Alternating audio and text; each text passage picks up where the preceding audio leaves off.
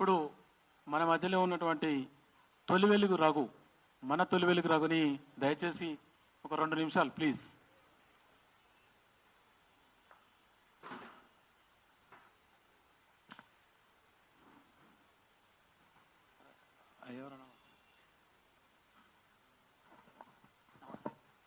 అందరికీ నమస్తే. సో 2 నిమిషాలు మాట్లాడతా, ఎక్కువ అవసరం లేదు. ఎందుకంటే ఎవ్రీడే మాట్లాడుతూనే ఉన్నాం, నిన్నటి నుంచి మాట్లాడుతూనే ఉన్నాం. అంటే ఈ మాట అనాలో అనొద్దో నాకైతే అర్థం కావట్లేదు, కానీ ఈ రకమైన భాషని తీసుకొచ్చిందే మీరు. మమ్మల్ని తంతున్నారు అంటే తనిచ్చుకోవాలి, తప్పదు కదా మరి. అంటే నేను ఇది రైట్ ఆర్ రాంగ్ ఏం మాట్లాడినన్న కాంటెస్ట్లోకి వెళ్ళట్లేదు. భవిష్యత్తులో ఇంతకు ముందైనా భవిష్యత్తులో అయినా ఇంకా ఎవరైనా మిమ్మల్ని తిట్టే పరిస్థితి వచ్చిందనంటే, ఇప్పుడు అధికారంలో ఉన్న వాళ్ళని తిడుతున్నారు అనంటే ఈ లాంగ్వేజ్ని తెలంగాణకి పరిచయం చేసిందే మీరు. సో ఫస్ట్ మీరు తెలంగాణ ప్రజలకి క్షమాపణ చెప్పిన తర్వాత అడగండి మమ్మల్ని ఎందుకు ఇట్లా మాట్లాడుతున్నారు అని. సో అంతవరదాకా మీకు ఈ విషయం మీద మాట్లాడే అర్హత లేదు. ఖచ్చితంగా భాష సంస్కరించబడాల్సిందే పాలిటిక్స్లో. ఇప్పుడు ఇదే మల్లన్న మీద మీరు దాడి చేశారు, ఆయన ఆఫీస్కి వెళ్ళి దాడి చేశారు. అదే ఇంకొకరు అయి ఉంటే, ఇంకొక వేరే బాగా డబ్బులు ఉన్నోళ్ళు, బాగా ఇన్ఫ్లుయెన్స్ ఉన్న వ్యక్తులు ఇదే రకంగా మీ మీద మాట్లాడుంటే ఇదే రకమైన దాడి చేసేవాళ్ళ? ఒకవేళ దాడి చేస్తే మీరు పోయిన వాళ్ళు బతికేవాళ్ళ? సో ఈ అంశాలు మీరు పరిగణలోకి తీసుకొని మాట్లాడాల. ఇప్పుడు బలైపోయింది ఎవరు? ఆ మధ్యలో వెళ్ళిన వాళ్ళంతా మళ్ళా ఎస్సీ ఎస్టీ బీసీలు అంతా అమాయకులే పాపం. వాళ్ళు ఇప్పుడు భయపడుతున్నారు కేసులు పెడతారేమో అని. పెడతారేమో ఆడ, ఎందుకంటే సీరియస్ అఫెన్సెస్ ఉన్నాయి. కానిస్టేబుల్ మీద, ఆయన గన్మెన్ మీద దాడి చేసిర్రు, అన్ని ఆడ పగలగొట్టిర్రు. సో నానా బీభత్సం చేసి వచ్చారు. సో కాబట్టి క్రిమినల్ అఫెన్సెసే ఉంటాయి. అందులో గాల్లోకి కాల్పులు జరిపారు. సో అదొక లా అండ్ ఆర్డర్ ఇష్యూ లాగా క్రియేట్ అయి ఉన్నది. ఖచ్చితంగా ప్రభుత్వం ఇంకా సీరియస్గా తీసుకోవాల్సిన అవసరం ఉన్నది. ఏదేమైనా మరక మంచిదే అంటారు కదా, ఇది కూడా భవిష్యత్తులో జరగకుండా ఉండడానికి ఒక ఇది కావాలా రాబోయే రోజుల్లో. సో వీళ్ళు బూతులకే బ్రాండ్ అంబాసిడర్లు వీళ్ళు. సో వీళ్ళు మమ్మల్ని తిట్టిరు అంటే ఎట్లా?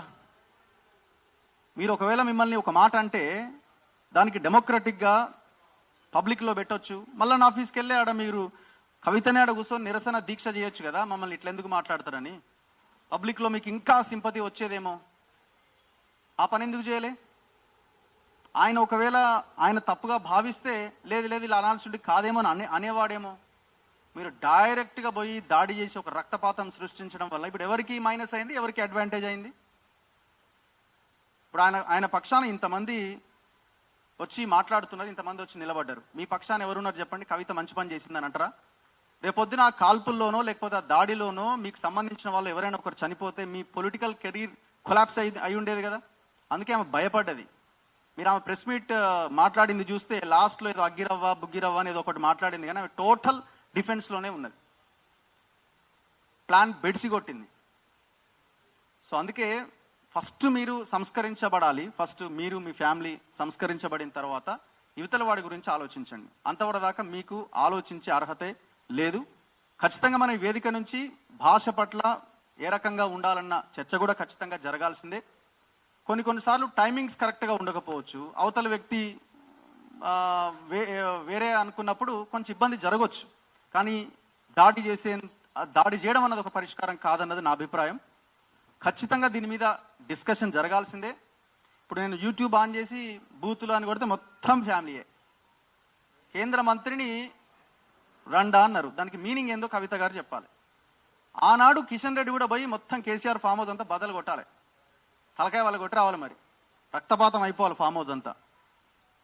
ఇంకా అట్లా మాట్లాడుకుంటూ వెళ్తే మహిళలని ఉద్దేశించిన సభలో నాగార్జున సాగర్ మీటింగ్లో ఇవన్నీ మేము చూసినాం కాబట్టి కుక్కలు అన్నాడు, ఎవరో ప్లకార్డ్ పట్టుకొని వస్తే మహిళలందరూ ఉద్దేశించి. ఇంకా భయంకరంగా ఉన్నాయి, ఇంకా భయంకరంగా ముండా కొడుకులు అన్నాడు. అంటే ఆ పదం ఎక్కడి నుంచి వచ్చింది? ఒక మహిళ నుంచి వచ్చిన పదమే కదా అది. అంటే ఒక మహిళని వస్తువుగా చేసి మీరు ఉపయోగించిన పదమే కదా, మరి అక్కడ మహిళలు కాదా? అండ్ 10 yearsలో ఎన్నో ఇన్సిడెంట్స్ జరిగినాయి. అందులో బాధితులంతా ఎవరండి? నేరళ్ళ ఇష్యూ ఎవ్రీడే మనం మాట్లాడుకుంటున్నాం. 8 years అయింది వారం రోజులకి. మొన్న వారం రోజుల క్రితానికి 8 సంవత్సరాలు కంప్లీట్ చేసుకుంది ఆ ఘటన. నేరల ఘటనలో ఇప్పుడు ఇబ్బందులు పడుతున్నది ఆ బాధితుల భార్యలే కదా. ఒకరికి 2 కిడ్నీలు ఖరాబ్ అయి హాస్పిటల్లో చావు బతుకుల మధ్య ఒక అతను ఉన్నాడు. ఒక అతని కాళ్ళు ఇరిగి వెన్నుముక దెబ్బతిని నరకయాతన అనుభవిస్తున్నాడు. ఒక ఆయన క్యాన్సర్ వచ్చి ఇబ్బంది పడుతున్నాడు. ఇదంతా ఆ బాధితులు ఎవరు? వాళ్ళు ఒకవేళ ఏమన్నా అయితే మహిళలే కదా మరి అక్కడ. మరి ఆనాడు ఈమె ఎందుకు ఒక్క మాట కూడా మాట్లాడలే? మీకు మమ్మల్ని బూతులు తిట్టిర్రు అనే అర్హత లేదు, మేము బీసీలకు పక్షాన కొట్లాడుతున్నామని అనే అర్హత కూడా లేదు. చాలా జాగ్రత్తగా ఉండాలి బీసీ సమాజం. ఏంటంటే రేపు పొద్దున స్టేట్మెంట్ ఇస్తారు 4 రోజుల తర్వాత, 5 రోజుల తర్వాతనో, ఇంకో 6 నెలల తర్వాతనో బీసీని ముఖ్యమంత్రిని చేస్తా అంటది. రాసిపెట్టుకోరి. తండ్రి ఎట్లాగైతే దళితుడిని ముఖ్యమంత్రి చేసినా అని దళితుడిని ముఖ్యమంత్రి చేసే అధికారాన్ని తన చేతిలో పెట్టుకొని చివరికి అది కూడా చేయలేదో, ఈమె కూడా రాజకీయం కోసం, ఎలక్షన్ల కోసం, ఓట్ల కోసం నేను బీసీని ముఖ్యమంత్రి చేస్తా అంటది. ఇది మనం ముందుగానే మాట్లాడుకోవాల్సిన అవసరం ఉన్నది. వీళ్ళు రాజకీయం కోసం ఏదైనా చేస్తారు. సో కాబట్టి ఇప్పటికైనా ఈ దాడి సంస్కృతిని పక్కన పెట్టండి. జెన్యూన్గా, హానెస్ట్గా రాజకీయం చేయాలనుకుంటే రాజకీయం చేయండి. ప్రజలు 100,000 ప్రశ్నలు అడుగుతారు. ప్రతి దానికి సమాధానం చెప్పి అడుగు ముందుకేసినోడే రాజకీయ నాయకుడు, లీడర్. Thank you రఘుభయ్య. ఇప్పుడు